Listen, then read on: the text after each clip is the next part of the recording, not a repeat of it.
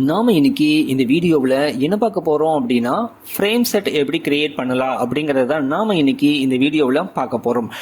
ஒரு வெப்சைட்டோட ஹோம் பேஜையோ அல்லது அதனுடைய மற்ற ஏதாவது ஒரு பேஜையோ நாம ஒன்றுக்கும் மேற்பட்ட பகுதிகளாக பிரிச்சுக்கிறது தான் இந்த ஃப்ரேம் செட் அப்படிங்கிறது. நான் இங்க ஒரு 3 பகுதிகளாக பிரிச்சிருக்கிறேன். இது மாதிரி நம்மளோட வெப்சைட்டை 2க்கும் மேற்பட்ட பகுதிகளாக நாம பிரிச்சுக்க முடியும். ஸோ அதுக்காக நாம யூஸ் பண்றதா ஃப்ரேம் செட் அப்படிங்கிறது. அந்த ஃப்ரேம் செட்டை எப்படி பயன்படுத்தலாம் அப்படிங்கறத பத்தி நாம இன்னைக்கு இந்த வீடியோவில் பார்த்து தெரிஞ்சுக்கலாம்.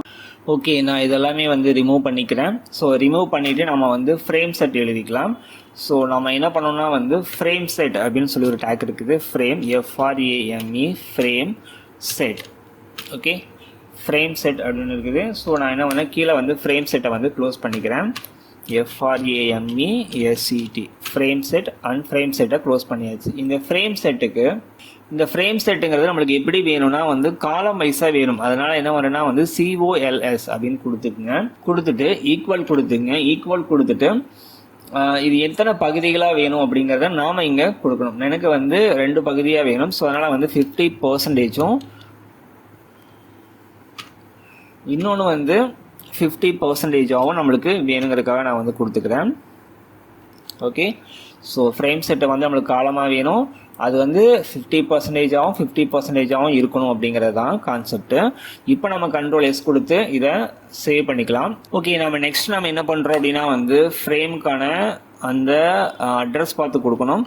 ஸோ இந்த இடத்துல என்னன்னா ஃப்ரேம் FRAME ஃப்ரேம் SRC அப்படின்னு கொடுத்துங்க. ஸோ SRC அப்படிங்கிறது அதனுடைய சோர்ஸ் ஃபைல். ஓகே, அது எங்கே இருக்குது அப்படிங்கிறத நம்ம சொல்லணும். இப்போ நம்ம ஆல்ரெடி ஏற்கனவே நம்ம கொடுத்துருந்தோம் இல்லையா, லாஸ்ட் வீடியோவில் ஒரு 3 பேஜை நம்ம கிரியேட் 4 பேஜ் நம்ம கிரியேட் பண்ணியிருந்தோம்.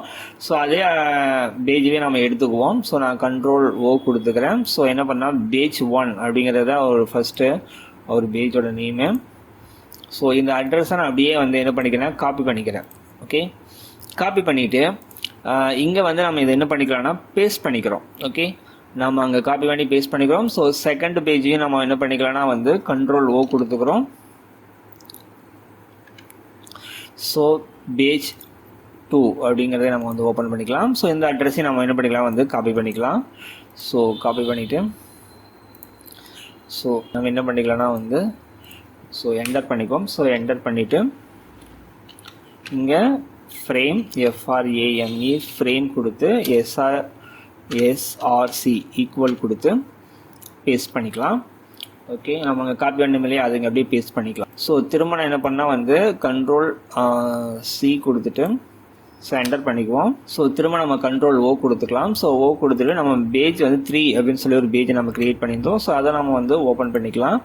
ஸோ ஓப்பன் பண்ணிவிட்டு நீங்கள் இருக்கிற கண்ட்ரோல் C கொடுத்து காப்பி பண்ணிவிட்டு ஸோ இந்த இடத்துல நம்ம என்ன பண்ணிக்கலாம்னா frame FRAME frame SRC equal control V கொடுத்து பேஸ்ட் பண்ணிக்கலாம். பேஸ்ட் பண்ணிவிட்டு கண்ட்ரோல் S கொடுத்துக்கலாம். இப்போ நாம் இதை ரெஃப்ரெஷ் பண்ணிக்கலாம். ஓகே,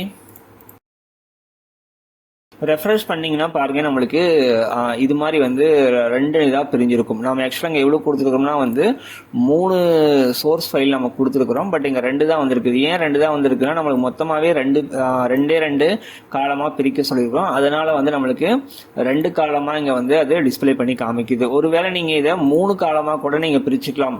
இது நீங்கள் எப்படி பிரிக்கணும்னா 100 அப்படிங்கிற பர்சன்டேஜுக்கு நீங்கள் அதுக்கு தகுந்த மாதிரி பிரிச்சுக்கலாம். இப்போ மொத்தம் 100 அப்படின்னா 50-50னா அது 100 அர்த்தம். இப்போ இதே நீங்க 3ஆ பிரிக்கிற மாதிரி இருந்தா ஒரு நிதம் நான் 30னும் இன்னொரு பகுதி 20% நான் மாத்திக்கிறேன். மாத்திட்டு கண்ட்ரோல் S கொடுத்துக்கலாம். இப்போ நான் இதை ரெஃப்ரெஷ் பண்றேன். பார்த்தீங்கன்னா உங்களுக்கு தெரியும். ஸோ ஃபர்ஸ்ட் பகுதி பார்த்தீங்கன்னா 30, ரெண்டாவது பகுதி பார்த்தீங்கன்னா 20, மூணாவது இருக்கிறது இந்த 50 அப்படின்னு சொல்லி 3 பகுதிகளாக நம்மளுக்கு பிரிச்சிருக்கும். இதுக்கு பதிலாக நீங்கள் காலமாக எனக்கு வேணாம், ரோவா வேணா கூட நீங்கள் ரோவா கொடுத்துக்கலாம். ROWS